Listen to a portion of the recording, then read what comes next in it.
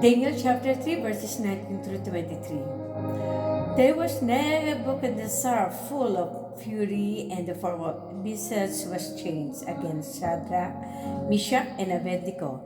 Therefore he spoke and commanded that they should heat the furnace 7 times more than it was wont to be heated.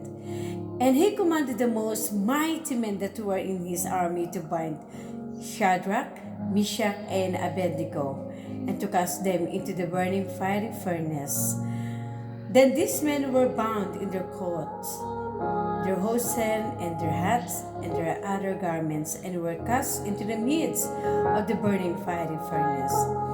Therefore, because the king's commandment was urgent, and the furnace exceeding hot, the flame of the fire slew those men that took up Shadrach, Meshach, and Abednego.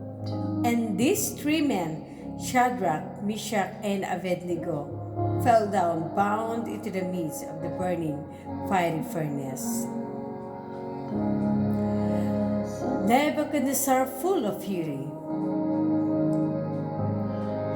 When the king heard this reply, he went into a rage of anger, so much so that his whole visage countenance was changed. Here was a man at the head of the world, full of power, yet unable to control the will of these young men. This was too much for him to take, for this was straight out willful, disobedient to his will. 7 times hotter.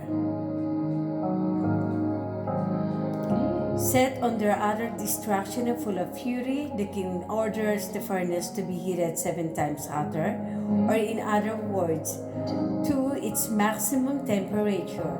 The fuel used was crude oil and chaff. Most mighty men.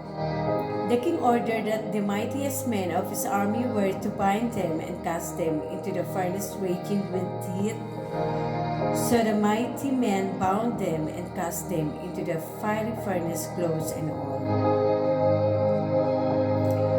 Because the king's commandment was urgent. All the king was worried about was the destruction of those who were rebelling against him. But because his commandment was so urgent and the furnace exceeding hot, the flames slew the mightiest men as they threw them in. Shadrach, Meshach, and Abednego fell down bound into the fiery furnace.